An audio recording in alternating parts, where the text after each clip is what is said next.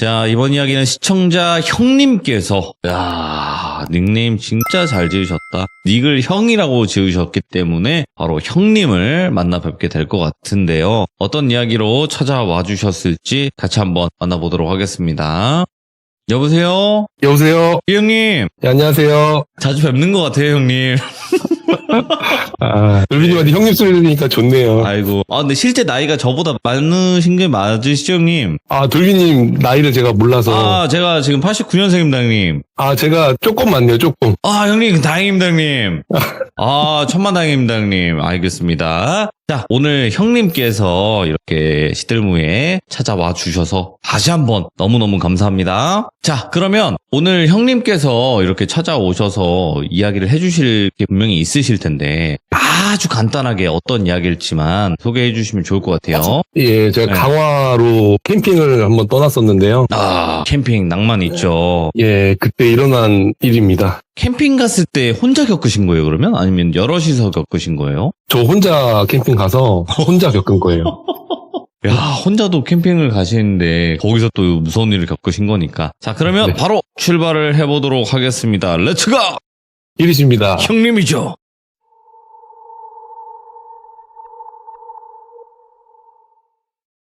안녕하세요. 저는 인천에 사는 30대 남자입니다. 이 이야기는 제가 2021년도 그 당시에 일을 하면서 한 6년 차 정도 되니까 번아웃이 한번 세게 왔었어요. 네. 새벽 5시에 출근해서 한 6시까지 한 번도 안 쉬고 일을 했거든요. 예, 하는 만큼 벌다 보니까 욕심을 좀 제가 부렸어요. 네. 그래서 몸이 너무 힘드니까 이 멘탈도 같이 무너지더라고요. 그래서 와이프한테 얘기를 하니까 한번 취미생활을 가져보라고 하더라고요. 근데 제가 자고 일어나고를 반복하면서 너무 열심히 살아서 취미도 없고 뭐 하고 싶은 것도 없던 시절이었어요. 와이프가 곰곰이 생각하더니 캠핑을 한번 해봐라 하더라고요. 근데 갑자기 머리가 번쩍하는 거예요. 너무 재밌을 것 같은 거예요. 그래서 그날부터 바로 캠핑용품을 사오기 시작했어요. 예. 진짜 너무 신나더라고요. 갑갑했던 일상에서 나를 위해서 뭐를 하고 있는 것 자체가 너무 좋았어요. 그래서 며칠 있다가 제가 아들이 둘 있는데 와이프한테 조심스럽게 한번 얘기를 했어요. 나 한 일주일만 바람 좀 쐬고 와도 될까? 하고 양해를 구했더니 흔쾌히 그러라고 하더라고요. 그래서 일주일 동안 차에다가 장비 싣고 다니면서 그냥 무계획으로 발 닿는 곳에서 노지 캠핑을 하려고 계획을 세우고 나갔어요. 먹고 싶은 것도 해먹고 바다나 나무 하늘 보면서 그냥 가만히 있을 생각하니까 너무 좋더라고요. 이렇게 출발을 했는데 가을이라서 날이 너무 좋아가지고 낚시하는 사람들, 이렇게 사람들이 좀 듬성듬성 보이더라고요. 집이 인천이다 보니까 그냥 아무 생각 없이 강화 쪽으로 먼저 갔다가 이 충청도 방향 쪽으로 갈 생각이었어요. 그래서 초지대교를 지나고 내비게이션을 끄고 해안가 쪽으로 쭉 가면서 어디 텐트 칠 곳 있나 한번 찾아보면서 느긋하게 다니고 있었어요. 저는 무조건 물가 쪽으로 자리를 잡으려고 찾고 있었거든요. 예. 그 당시에 날이 선선하니까 차박하고 하는 사람들이 꽤 많더라고요. 오, 많죠. 예, 그래서 어느 정도 가다 보니까 너무 괜찮은 곳을 발견했어요. 강화도는 그 해수욕장을 제외하고는 물가 쪽은 다 이게 가파르게 돼 있거든요. 네. 근데 무슨 동해안 해안가처럼 물이 바로 앞에 있는 뭐 그런 장소였는데 근데 사람들이 너무 많은 거예요. 그 길가에다가 차를 잠깐 세워놓고 내려서 자리 있나 한번 둘러봤어요. 사진 한번 보시면은 동그라미 쳐진 곳이 자리가 좋은 것 같은데 텐트가 빼곡하게 쳐져 있고 막 차박하는 사람도 있고 막 장난 아니더라고요. 근데 오른쪽에 화살표 표시해놓은 곳 보니까 그 살짝 아래로 경사져 있는 곳이 있는데 완전 명당인 거예요. 근데 바로 앞에 물이고 주변에 사람도 없고 완전 전세는 자리였어요. 근데 이상한 게 생각해보니까 왜 여기는 아무도 텐트를 안 쳤지? 뭐 이런 생각이 들더라고요. 그러니까 명당인데. 예. 그래서 아니 빼곡하게 다닥다닥 붙어가지고 텐트 친 사람 바본가? 뭐 이런 생각하면서 차를 그 밑으로 끌고 내려와서 신나게 텐트 쳤어요. 텐트 쳐가지고 맛있는 것도 해먹고 하루 때 불도 피면서 뭐 내 주변에 사람도 없으니까 진짜 지상낙원이 따로 없었거든요.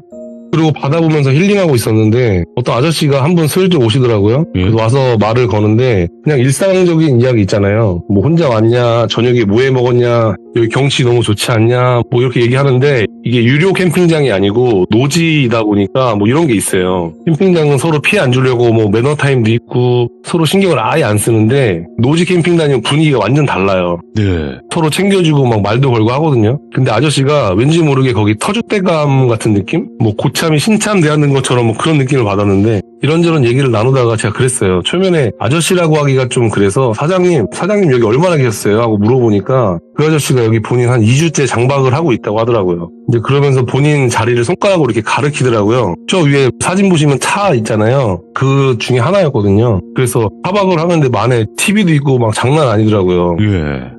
아, 오래 계셨구나 생각하고 이야기를 마무리하고 그 아저씨는 본인 차로 갔어요. 근데 이제 슬슬 졸려서 한 12시쯤 텐트 안으로 들어갔어요. 너무 피곤한데 잠이 안 오더라고요. 그래서 이런저런 생각하면서 잠에 들려고 하던 찰나에 텐트 옆에서 무슨 소리가 들리는 거예요. 사진 보셨다시피 주변에 진짜 아무것도 없어요. 사람들이 몰려있는 곳은 저기 멀리 떨어진 곳인데 바로 텐트 밖에서 대화하는 소리가 이렇게 들리더라고요. 그래서 제 텐트 주위를 2명이 이렇게 걸어다니면서 이야기를 하고 있었어요. 제가 이렇게 텐트 안에서 그림자를 봤거든요. 그래서 혼자 생각에 그냥 산책하나 보다 했는데 뭐 얘기를 이렇게 하고 있는데 둘이 이러더라고요. 뭐 자나? 뭐 들어간 지 좀 된 것 같은데 이렇게 얘기를 하는데 속으로 내 이야기인가 했어요. 어쨌든 잠이 들었고 본격적인 일이 벌어집니다. 예? 잘 자고 있는데 누가 텐트 밑부분을 자꾸 치는 거예요. 그래서 깼어요. 그래서 뭐야 하면서 정신이 안 차려지는데 핸드폰 시계 보니까 한 새벽 4시가 좀 넘은 거예요. 근데 텐트를 계속 치는 느낌이 들어서 텐트 안에 에어매트를 이렇게 깔고 잤는데 매트에서 내려오려고 텐트에 발을 딱 내딛는 순간에 발이 쑥 들어가는 거예요. 그래서 뭐야? 이게 꿈인가? 뭐 이런 생각에 정신이 번쩍 들었어요. 그래서 얼른 그 지퍼를 열고 딱 나왔는데 진짜 너무 무서운 거예요.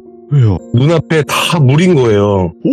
서에는 갯벌이 있고 밀물, 썰물이 있잖아요. 물이 이렇게 들어오고 있는 거예요. 예. 얼른 밖으로 후다닥 나왔는데 바닥은 이미 뻘이 되려고 진행 중인데 발이 쑥쑥 빠지면서 일단 제일 먼저 생각한 게 차부터 빼야 된다. 이 생각에 얼른 차로 갔어요. 차로 올라타가지고 사진을 한번 보여주시면은 그 사진만큼 물이 이렇게 차 있었어요. 차에 밑에 그 운전석에서 찍은 사진에 문 열자마자 막 이렇게 돼 있네, 물이? 예, 그거 밟고 제가 차 위로 올라갔거든요. 차 침수되면 끝이다, 뭐 이런 생각에 시동 걸고 나가려는데 차가 안 나가고 점점 밑으로 가라앉더라고요. 어이구야, 예. 그래서 와, 진짜 큰일 났다 이 생각에 차는 일단 놔두고 대충 텐트 안에 짐이라도 챙겨서 나가려고 차에서 내렸는데 완전 망연자실했어요. 그때 텐트가 떠내려가고 있더라고요. 제가 이건 너무 긴박한 상황이라 사진을 못 찍었는데 가지고 온 그 의자, 테이블, 화롯대, 뭐 텐트, 돗자리 이런 게 다 떠내려가고 있었어요. 금방 차버리니까. 예. 다행히 핸드폰은 주머니에 있었고 진짜 미치겠더라고요. 사람들은 다 자고 있는데 거기서 혼자 생쇼를 하고 있던 상황인 거예요. 그래서 물이 점점 차오르는데 자동차 그릴 바로 밑까지 차올랐었어요.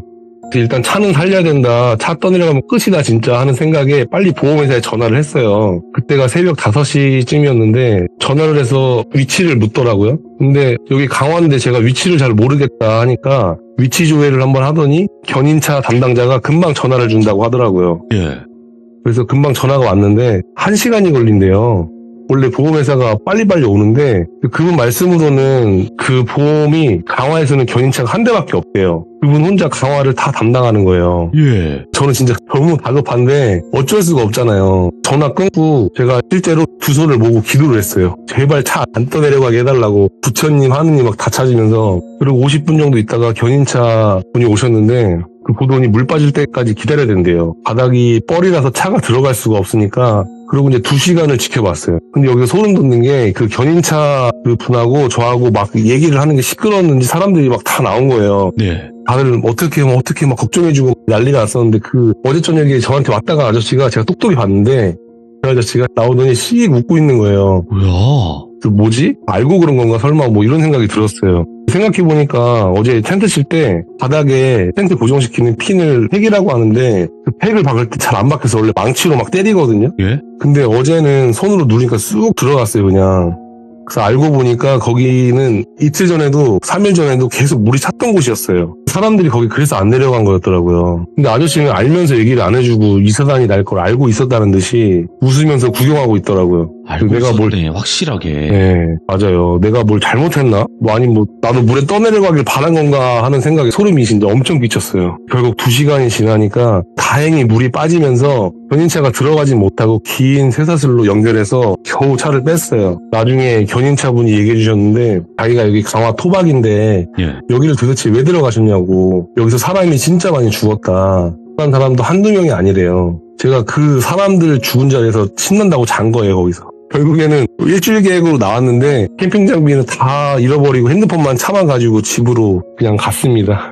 아니 그러면 네, 그분이 알려주셨다 그랬잖아요. 여기는 사람이 많이 죽은 장소다. 네네. 그러면 그 밤에 들었던 그 소리는 사람인 거잖아요. 그죠? 저는 사람이라고 생각이 들었어요. 왜냐면 그림자도 있었으니까. 그건 확인이 안 된 거네? 네, 그건 확인이 저도 안 돼요, 그게. 자는 거 같지? 뭐 이런 식으로 대화했다 그랬잖아요. 둘이서. 네네. 전혀 모르겠네요, 저도. 야, 그 아저씨도 소름이네. 거기 분명히 뭐 한두 번 오신 사람이 아닐 텐데 그렇죠, 그렇죠. 그걸 알면서 거기다가 텐트를 쳤을 때 분명히 문제가 될 걸 알았음에도 지켜보고 있었다는 거. 네, 맞아요, 맞아요. 야, 형님께서 우리가 좀 겪기 힘든 그런 이야기들을 네. 겪으신 것 같네요, 보니까. 네, 맞아요, 네, 맞아요. 아이고, 그래도 이렇게 우리 형님께서 이야기를 잘 들려주셔서 너무 감사드리고, 형님, 또 언젠가 이야기가 있으시면, 그때는 또 무서운 이야기로 찾아와 주시기 바라겠습니다. 감사합니다, 형님. 네, 감사합니다. 네.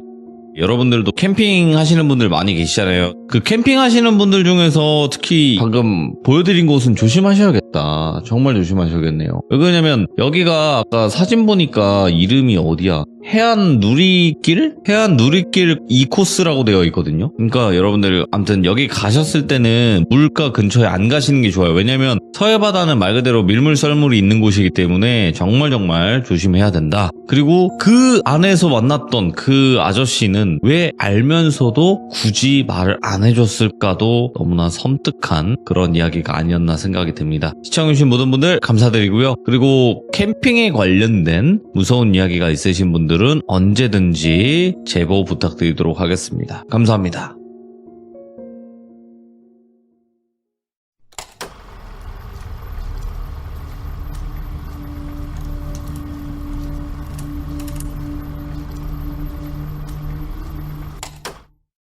자, 이번 이야기는 시청자 형님께서 시들무에 와주셨습니다. 형님의 이야기 바로 만나보도록 할게요.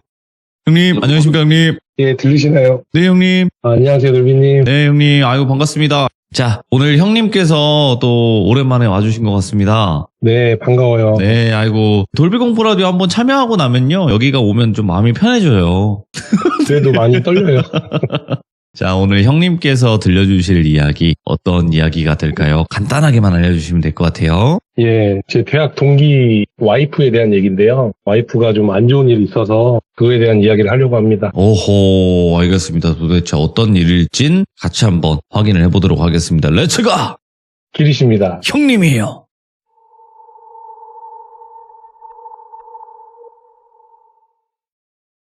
예, 이 이야기는 제가 대학을 졸업하고 나서 그 사회초년생 때 한 2년차, 3년차 때 이야기인데요. 제가 전공을 살려서 화학회사 연구소에서 막내 생활을 하고 있을 때예요. 그때 사귀던 여자친구랑 퇴근하고 밥을 먹고 있었는데요. 맛있게 먹고 있는데 문자 한 통이 오더라고요. 예? 알람이 띵 울리길래 또 회사에서 연락 왔나 하고 기분이 너무 안 좋았거든요. 근데 그래도 확인은 해야 되니까 이렇게 딱 봤는데 그 대학 동기한테 문자가 왔더라고요. 근데 되게 의외였던 게 누구한테 연락이 왔냐면 그 대학교 때 이렇게 같이 어울리는 무리들이 있잖아요. 근데 그 무리 중에서도 별로 그렇게 친하지 않고 이렇게 놀 때는 같이 노는데 예. 둘이서 이렇게 만나서 논 적은 없는 뭐 그런 친구였어요.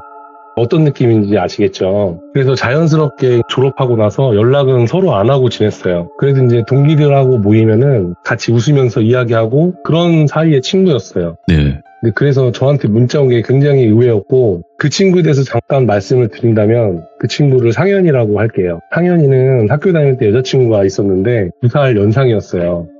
학교에서 CC도 아니었고 그 여자친구랑 저희 학교랑 지역도 완전 다르고 해서 그냥 그런가 보다 하고 지냈고 그 당시에 20살 1학년이었기 때문에 여느 대학생들처럼 술도 많이 먹고 친구들도 많이 사귀고 이렇게 대학 생활을 재밌게 보내고 있었거든요. 근데 어느 순간에 그 둘이 동거를 시작한다고 하더라고요. 그래서 뭐 이제 막 성인이 된 20살이기도 했고 학생 신분이라고 해도 어쨌든 성인이니까 그럴 수 있겠다 싶었어요. 그리고 몇 년을 둘이 같이 살았죠. 그러니까 대학 시절 내내 둘이 동거를 한 거예요. 그 사이에 군대도 다녀오기도 했고 꽤 오랫동안 동거 생활을 유지를 한 거예요. 이제 졸업할 때쯤 돼서 그 여자친구가 임신을 했다고 하더라고요. 그래서 축하한다 뭐 이런 이야기를 주고받고 저희는 졸업을 했고요. 그 뒤로 아예 연락을 안 하고 지낸 상태에서 그렇게 문자가 딱 온 거예요. 근데 문자 내용이 995 문자였는데 이름을 보니까 상현이 와이프더라고요. 제가 이거를 보고 한 1분 정도를 계속 다시 읽고 했었어요. 제 나름대로 너무 충격이었거든요. 제 여자친구가 제가 핸드폰만 보고 가만히 있으니까 뭐냐고 막 물어보는 거예요. 그래서 이런 연락을 받았다 하고 이렇게 문자를 보여주니까 여자친구도 깜짝 놀라더라고요. 그때가 한 8시 반, 9시 정도여서 제가 속으로 내일 출근인데 어떻게 할까, 가야 되나 말아야 되나 고민을 하다가 그래도 사람이라면 가보는 게 도리인 것 같아서 바로 출발을 했어요. 근데 사실 궁금한 마음이 더 컸던 것 같아요. 뭐 조부모나 어른들 장례식장도 아니고 와이프라고 하니까 무슨 일인지 너무 궁금하더라고요. 그 거리가 좀 있다 보니까 한 2시간 정도 걸려서 도착을 하고 이제 가니까 그 1층에 그 화면 있잖아요. 돌아가신 분 상주 이름 써져 있는 그 화면에 제 친구 이름 상현이가 이렇게 상주로 있더라고요. 진짜 그거 보는데 마음이 너무 안 좋은 거예요. 그래서 안에 들어가서 절을 하고 친구를 봤는데 진짜 어떤 말도 할 수가 없더라고요. 뭐라고 위로가 될 수 있는 말이 떠오르지가 않았어요. 그래서 한번 이렇게 안아주고 식사하는 데로 가니까 먼저 동기들, 뭐 선배, 후배 이렇게 모여 있었어요. 근데 오랜만에 사람들하고 만나니까 반가워서 이런저런 이야기 하면서 있다가 시간이 지나고 하나 둘 가고 나서 새벽 1시 정도 되니까 사람들도 더 이상 문상하러 안 오고 동기들도 한 3명 정도 남아 있었어요. 그래서 동기들한테 무슨 이유인지 혹시 어떻게 돌아가셨는지 아냐고 물어봤는데 아무도 모르더라고요. 그러고 나서 조금 있으니까 저쪽에서 상현이가 우리 쪽으로 오더라고요. 와서는 뭐 와줘서 고맙다, 뭐 아니다 당연히 와야지 이런 얘기를 주고받다가 동기 중에 한 친구가 정말 조심스럽게 물어봤어요. 어떻게 된 거냐고. 그랬더니 그 친구가 한참 말없이 있다가 고개를 푹 숙이고 울고만 있더라고요. 저희끼리 눈이 마주쳤는데 뭐 괜한 걸 물어봤구나 뭐 이런 생각이 들었어요. 상현이가 고개를 딱 들더니 담배 하나 피러 가자고 하더라고요. 그래서 다 같이 나갔어요. 나가서 이제 4명이서 장례식장 입구 쪽에서 담배를 피면서 이렇게 있는데 상현이가 얘기를 꺼내더라고요. 어떤 사연이었냐면 와이프가 극단적인 선택을 했다더라고요. 근데 그 당시에 상현이를 똑 닮은 2살짜리 아들이 있는 상태여서 더 충격적이었어요. 아니 어떻게 2살짜리 핏덩이 같은 애들 냅두고 그런 선택을 했을까 진짜 감도 안 오더라고요. 그래서 제가 정말 조심스럽게 한우울증이냐고 이렇게 물어봤어요. 그랬더니 상현이가 고개를 절레절레 아니라고 하더라고요. 그러면서 이야기를 꺼냈는데 이 이야기가 어떻게 된 거냐면 저희가 졸업을 하고 각자 취업을 하잖아요. 상현이는 졸업할 당시에 와이프와 동거 중이었고 뱃속에 아이가 있었어요. 상현이는 그 칠성사이다에 취직을 해서 일을 하고 매일매일 행복한 가정을 만들어가면서 이렇게 평범하게 지냈대요. 아이가 있으신 분들은 아실 텐데 그 아이가 나오기 전에 미리 준비를 해놓는 것들이 있어요. 그럼요. 아이 젖병이나 이렇게 앞으로 뒤로 왔다 갔다 하는 뭐 바운서, 뭐 베네 쪼고리 이렇게 여러 가지 이런 아이 물건들을 사면서 그렇게 행복했대요. 그리고 임신한 와이프한테 다 맞춰주고 서운하지 않게 하려고 먹고 싶은 거 있으면 다 사다 주고 퇴근하고 오면 빨래 청소 다 하면서 와이프를 그렇게 편안하게 해줬다고 하더라고요. 그래도 상현이는 진짜 너무너무 행복했대요. 참 다정한 친구예요. 와이프분이 제왕절개를 해야 되는 상황이었는데 그래서 출산 예정일 전날에 짐을 다 싸놓고 당일이 된 거예요. 저희 아들도 제왕절개를 해서 출산을 했는데요. 밖에서 기다리는 게 진짜 정말 초조하거든요. 어쨌든 이게 수술이란 말이에요. 그래서 배 아랫부분을 절개를 해서 소중한 생명을 꺼냈는데 그 친구도 수술 전까지 와이프 손잡고 계속 이제 안심을 시켜준 거예요. 그러다가 이제 수술 시간이 되면 보호자는 밖에서 대기를 하는데 이게 산모마다 다르지만 자연분만처럼 엄청 오래 걸리진 않거든요. 상현이도 처음에 밖에서 대기할 때 막 어떤 아이가 나올까, 와이프는 괜찮을까 막 이런저런 걱정과 기대로 기다리면서 1시간이 지나고 1시간 반이 됐는데 아무런 소식이 없더래요. 처음이니까 원래 이렇게 오래 걸리나 싶기도 하고 모르니까 그냥 마냥 기다렸대요. 근데 2시간이 넘어가니까 슬슬 걱정이 됐대요. 속으로 뭐가 잘못됐나? 이런저런 생각하면서 너무 궁금해서 미치겠더래요. 들어갈 수도 없고 누구한테 물어보러 가다가 문 열리게 되면 또 안 되니까 자리는 지켜야 되고 발만 동동 구르면서 그러고 있는데 3시간 정도 흐르니까 간호사가 아이를 데리고 나온 거예요. 근데 상현이가 아이도 너무 이쁘고 신기한데 와이프부터 물어봤대요. 시간이 너무 오래 걸렸으니까. 근데 뒤에서 의사가 나오는데 하는 말이 와이프가 의식이 돌아오지 않는다. 숨은 쉬고 있는데 의식이 없다고 했대요. 그래서 상현이는 그 말을 듣고 나서 정말 하늘이 무너지는 기분이었다고 눈앞이 캄캄하다는 경험을 처음 했답니다. 원래 산모가 그 출산 직후에 산부인과에 있는 수술실에서 일주일인가 있다가 조리원으로 이렇게 가거든요. 근데 상현이 와이프는 바로 큰 병원으로 이송된 거예요. 이야기 중간에 어떤 이유로 그렇게 의식불명이 된 건지 상현이한테 물어볼 수가 없었어요. 그것까지는 제가 못 물어보겠더라고요. 그래서 지금도 의식이 없는 이유는 아직도 제가 모릅니다. 그래서 이게 뭐 병원 잘못인지 뭔지 물어보기가 어려워서 안 물어봤고요. 그렇게 혼수 상태에 빠져있는 와이프 옆에서 매일매일 지키고 있는 거예요. 울기도 하고 앞으로 어떻게 살아야 하는지 막막하고 핏덩이 아들은 나 혼자 어떻게 키우나 걱정도 되고 그래서 희망을 가지면서 계속 기다리는데 이제 7일째 되는 날에 집에 잠깐 옷이랑 뭐 이런 것들을 챙기러 갔어요. 근데 집에 딱 도착하니까 장모님한테 막 전화가 오더래요. 그래서 받았더니 와이프가 깨어났다는 거예요. 그래서 미친 듯이 다시 갔어요. 가니까 진짜로 눈을 뜨고 있었대요. 의사한테 물어보니까 어떻게 된 거냐고 물어보니까 의사가 정말 기적이라고 와이프분이 아마 의지가 강해서 일어나신 거라고 그렇게 얘기를 했대요. 그렇게 또 상현이는 또 엉엉 울면서 너무 다행인 거죠. 근데 깨어난 게 아침이었는데 하루 종일 아무 말도 안 하고 창 밖에만 멍하게 보고 있는 거예요. 일부러 말도 안 걸고 손만 잡고 옆에 앉아서 계속 기다려줬대요. 본인도 힘들겠지 하면서 저녁이 돼서 와이프가 잠든 거 확인하고 친구도 잠이 들었고 다음날 아침이 돼서 와이프가 본인 옆에 보조 침대에 누워있는 상현이를 이렇게 깨웠답니다. 그래서 놀라서 벌떡 일어나서 와이프를 보고 꽉 껴안아 주는데 정말 천천히 이런 말을 하더래요. 나 지금 너무 혼란스럽다고. 지금 내가 여기 이렇게 있는 게 너무 혼란스럽다. 이게 꿈인지 현실인지 구분이 안 된다. 이렇게 말을 하는데 이게 무슨 말인지 도저히 이해가 안 돼서 상현이가 너 일주일 동안 혼수 상태였다. 아이 낳고 의식을 잃고 지금 깨어난 거다. 이렇게 얘기를 했더니 그 와이프가 자신의 이야기를 꺼내놓기 시작하더래요. 어떤 이야기였냐면 지금부터는 그 상현이 아내 시점에서 얘기를 해드릴게요.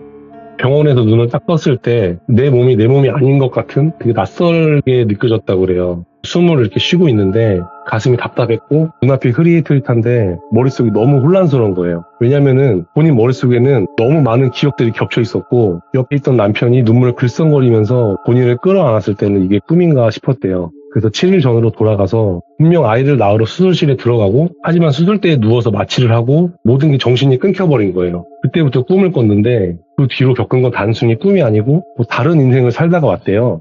처음 깨어났을 때는 어느 바닷가 어느 마을에서 6살짜리 아이로 태어나 있었대요. 자기가. 그래서 바다 냄새가 짙게 배어있고 본인의 아버지가 바다에 나가서 물고기를 잡으면서 살아가고 뭐 가난한 집이었고 햇살도 따뜻했고 뭐 어머니 손길도 느껴지고 이렇게 바닷바람 모든 게 너무나 생생했대요.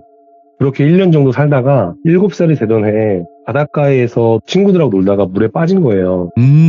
그래서 숨이 막히고 몸이 무거워지고 그 고통을 그대로 느꼈대요. 아, 이렇게 죽는구나 하면서 눈을 감았고 다시 눈을 떴을 때는 어떤 낯선 도시 아파트였다고 해요. 본인은 30대 후반의 성인이었고 가족이 있었고 회사에 다니고 매일 아침에 전철에 몸을 구겨넣으면서 출근도 했대요. 그곳에서 친구도 만들고 직장에서 승진도 하면서 그냥 그 사람의 삶을 산 거예요. 어떻게 그게 가능한지 물어보니까 그 사람의 기억을 가지고 있어서 그냥 그대로 살아간 거래요. 왜 우리가 꿈을 꾸면은 생뚱맞은 상황에서 자연스럽게 원래 그랬던 것처럼 행동을 하잖아요. 그런 거 비슷한 게 아닐까 생각이 들어요. 지금 생각해보면. 그리고 그렇게 40년을 살았대요. 이게 갑자기 화면이 바뀌어서 40년이 흐른 게 아니라 그 삶을 우리가 하루하루 사는 것처럼 똑같이 40년을 살았대요. 그러고 자식들이 성인이 되고 이제 결혼하고 손주도 봤는데 어느 날 암 판정을 받고 고통스럽게 병원 침대에서 숨을 거두었답니다. 근데 그 죽음조차 끝이 아니었대요. 그 또 다른 인생이 시작됐는데 뭐 어떨 때는 아이로 태어나기도 하고 젊은 청년으로 태어나기도 하고 가난한 집안의 딸로 살아가다가 병으로 어린 나이에 죽기도 하고 뭐 노인으로 천천히 늙어가다가 눈을 감기도 하고 그랬대요. 그래서 매번 죽음은 찾아왔지만 그래도 죽음이 끝이 아니고 눈을 감을 때마다 다시 새로운 삶이 계속 반복이 되는 거예요. 그 모든 시간이 전혀 짧지 않았고 어떤 인생은 10년, 어떤 인생은 40년 이렇게 온전히 실제처럼 살아냈대요. 그래서 너무너무 혼란스러웠답니다. 그리고 눈을 떠보니까 다시 여기에 와 있었다고 하더라고요. 병원에서 눈을 떴을 때는 내 몸이 아닌 것 같이 낯설게 느껴졌고 가슴도 답답하고 눈도 흐릿한데 너무 혼란스러운 거죠. 네. 왜냐하면 이제 모든 기억이 겹쳐 있고 그렇기 때문에. 그래서 병실에 침대에 누워 있고 배는 아프고 그 순간에 가장 먼저 든 생각이 이것도 또 다른 인생 중에 하나가 아닐까? 이런 생각을 했대요. 너무너무 생생했기 때문에 우리가 먹는 음식의 맛이나 뭐 손을 잡는 촉감 이런 슬픔 이런 거를 다 느끼면서 그 인생을 살다가 깨어난 거예요. 여기까지가 혼수 상태에 빠졌을 때 겪은 이야기고 상현이는 손을 잡아주면서 이제는 괜찮다고 안심을 시켜준 거예요. 근데 상현이 아내는 그 말을 들으면서도 안심이 되는 표정이 아니고 너무나 혼란스러운 표정을 지으면서 정말 괜찮은 거 맞아? 혹시 이것도 또 다른 인생의 시작이 되는 거 아닐까? 뭐 이런 얘기를 되게 자주 하더래요. 그래서 아니라고 절대 아니고 우리가 어떻게 만났고 우리 아들 예쁘게 키우면서 잘 살자고 하지 않았냐고 아기 용품들도 많이 사놨고 계속 이렇게 기억나게끔 얘기를 해준 거예요. 어쨌든 지금 상태로는 머릿속이 정리가 안 된 어지러운 상태니까 안정감을 줘야겠다는 생각에 임신했을 때보다 정말 잘해주고 다 맞춰주면서 지낸 거예요. 상현이는 아내가 오랫동안 혼수 상태로 인해서 헛소리를 하는 거라고 처음에 생각을 했대요. 근데 이게 시간이 지나고 하는 말들이 변하지가 않더랍니다. 오히려 더 또렷하게 얘기를 했대요. 그래서 아내가 이런 말들을 자주 했는데 어떤 말이었냐면 지금 내가 지금 사는 이 현실이 진짜인지 가짜인지 너무 헷갈린다. 혹시 이것도 다른 환승지라면 어떡하지? 뭐 또 다른 삶을 건너가게 된다면 당신은 나를 찾을 수 있냐? 이런 이야기를 되게 많이 하고 그렇게 항상 불안해하고 궁금해했대요. 그렇게 어찌어찌 아이를 키우면서 집안일도 하면서 이렇게 지냈어요. 잘 지내다가 한 번씩 멍하니 있기도 하고 창밖을 그렇게 많이 보면서 생각도 많이 하고 예전에는 볼 수 없었던 그런 모습들이 계속 보이는 거죠. 그래서 상현이 입장에서는 아무리 얘기를 해도 아내가 받아들이지 못하니까 이해가 되면서도 안 되기도 하고 매일매일 걱정하면서 그렇게 살았는데 아이가 돌이 지나고 한 17개월쯤 됐을 때 이제 2살이죠. 아내 때문에 매일 칼퇴근을 했는데 집에 오니까 조용하더래요. 예. 순간 느낌이 너무 안 좋았답니다. 화장실에서 아내를 발견을 한 거죠. 아이는 그때 자고 있었고 아이가 자는 거 보니까 선택을 한 지 얼마 안 된 것 같았대요. 그래서 일부러 퇴근 시간쯤 그런 선택을 한 건지는 뭔지 모르겠는데 아무튼 벌벌 떨면서 경찰에 신고를 하고 장모님한테 전화를 해서 아이를 맡기고 그렇게 일이 진행이 됐답니다. 제가 이 얘기를 듣고 나서 집에 와서 밤을 샜는데요. 진짜 많은 생각이 들더라고요. 지금 우리가 살고 있는 이 현실이 진짜가 아닐 수도 있겠다는 그런 생각이 드는 거예요. 혹시 지금 우리가 살고 있는 이 순간조차도 또 다른 환승지에 불과하다면 언젠가 눈을 떠보면은 또 전혀 다른 사람의 인생을 살고 있다면 그 친구 아내분이 하시던 그 말이 모두 틀린 말이 아닐 수도 있겠다 이런 생각이 들었어요. 그렇게 되면은 지금의 기억을 얼마나 붙잡고 있을 수 있을까요? 그 아내분이 본인 아들을 보면서 내가 이 아이의 엄마인 게 진짜일까? 뭐 다른 삶에서는 나는 이 아이를 기억할 수 있을까? 뭐 또 다른 인생이 기다리고 있다면 내가 아무리 발버둥 쳐도 결국 여기 기억은 사라져버릴 거라면 이 행복은 의미가 있을까? 이야. 뭐 이렇게 생각에 꼬리를 물면서 저도 제 스스로에게 이렇게 막 철학적인 질문을 하면서 밤을 새고 다음날 출근을 했고요. 그리고 몇 개월쯤 지나서 이제 상현이한테 전화가 왔어요. 네. 평소에 연락을 아예 안 하는 친구인데 그날 장례식장에서 늦게까지 있어준 게 고마웠던 것 같아요. 그래서 본인이 이상한 꿈을 하나 꿨다고 얘기를 하더라고요. 그래서 어느 날 자는데 꿈에서 본인 와이프를 만난 거예요. 근데 배경이 어느 뭐 낯선 도시 한복판을 걷고 있었대요. 근데 그 배경이 평일에 여의도나 을지로 같은 데 가면은 직장인들 엄청 왔다 갔다 하잖아요. 그 인파스 반대편에서 와이프가 이렇게 걸어오고 있더래요. 근데 아내는 상현이를 전혀 알아보지 못하고 그냥 지나쳤대요.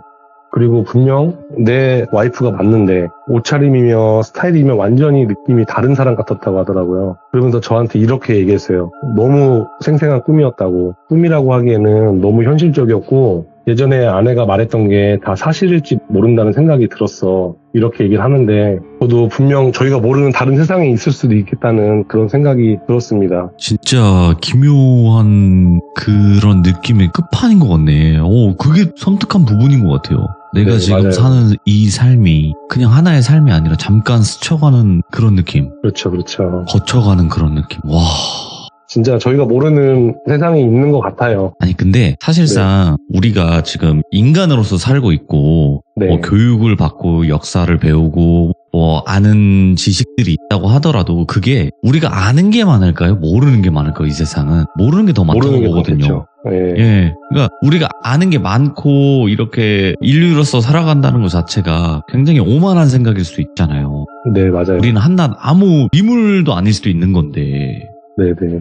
이야, 맞습니다. 진짜 형님의 오늘 이야기가 왜 시들무에서 해주시려고 했는지 그 뜻을 알 것 같고요. 오늘 네. 이렇게 이야기까지 전달을 잘 해주셔서 너무 감사드립니다. 형님 뭐 이야기는 뭐 저번에도 들어서 알지만 워낙 또 말씀 몰입감 있게 잘 하시니까 또 다른 이야기 있으시면 언제든지 또 오실 거라고 저는 믿습니다. 네, 알겠습니다. 네, 아유 너무 감사합니다 형님. 예, 돌비님, 네. 들어가세요.